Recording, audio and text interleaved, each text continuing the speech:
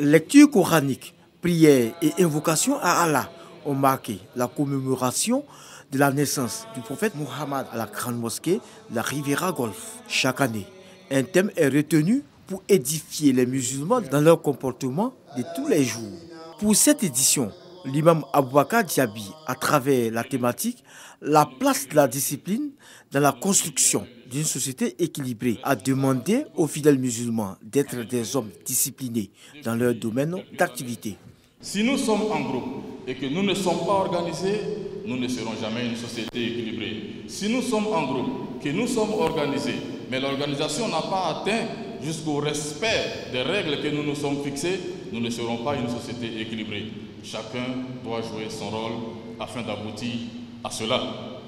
En sa qualité de guide suprême de la religion musulmane en Côte d'Ivoire, le cheikh Ayman Ousmane Diakité, président du Conseil supérieur des imams, des mosquées et des affaires islamiques, emboîtant le pas aux conférenciers, est revenu sur les valeurs de probité morale que doit avoir tout musulman dans l'accomplissement de ses tâches quotidiennes. Pour ce faire, il exhorte ses fidèles à tourner le dos à la corruption, les encourage à respecter les mesures barrières contre la Covid-19 et à se faire recenser.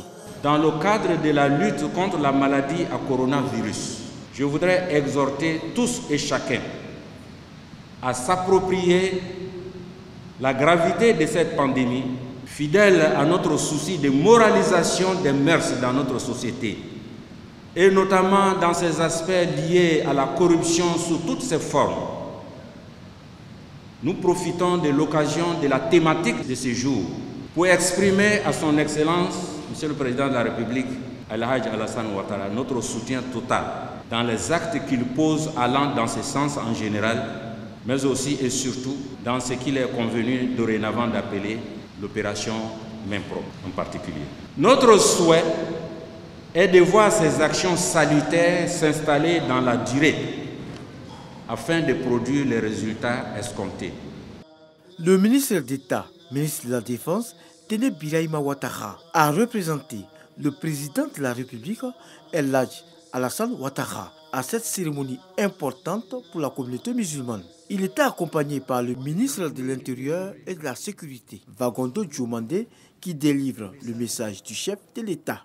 Le président de la République, par ma voix, voudrait profiter du caractère solennel de cette cérémonie pour exhorter vivement tous les fidèles musulmans vivant sur toute l'étendue du territoire national ivoirien à s'inscrire résolument dans la noble et salutaire voie d'un islam de tolérance et d'acceptation des différences.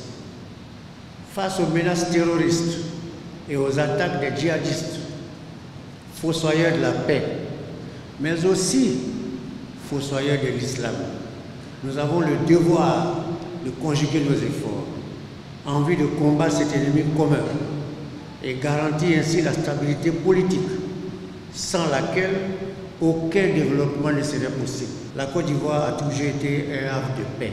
Il est de la responsabilité de chacun de nous, où qu'il se trouve, quelle que soit sa place dans la société, de contribuer du mieux qu'il peut à la préservation et à la consolidation de ce climat de paix et de sécurité. Cette commémoration de la naissance du prophète Mahomet a été l'occasion pour les fidèles musulmans de prier pour la paix et la cohésion en Côte d'Ivoire.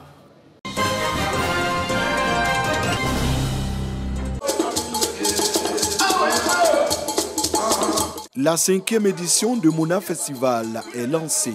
Le plus grand festival de la région du Haut-Sassandra reste fidèle à sa tradition. Il s'agit, selon le commissaire général Adolphe Boiseau, de promouvoir le riche patrimoine culturel du pays bêté. Notre culture, socle de notre unité, est le thème choisi pour l'édition 2021. Un clin d'œil à la cohésion sociale en Côte d'Ivoire. À travers la culture, on peut être ambassadeur de la paix, on peut être ambassadeur de la cohésion sociale auprès des différentes populations pour dire que la culture rassemble, nous réconcilie. Au programme de cette plateforme, des danses du terroir avec notamment les rythmes comme le Ziglibiti de Taïraguye, le village d'Ernesto Didier, une tribune des paroliers avec les grands maîtres du Tohourou, exposition vente, célébration des rites traditionnels. L'événement s'annonce grandiose. Mona Festival 2021 bénéficie de l'appui institutionnel du ministère de la Culture et de l'Industrie des Arts et du Spectacle, ainsi que du ministère du Tourisme à travers Côte d'Ivoire Tourisme. Les élus et cadres de la région du Haut-Sassandra apportent leur soutien aux initiateurs. La 5e édition du Mona Festival se tient du 28 au 30 octobre à Daloa, la cité des Antilopes.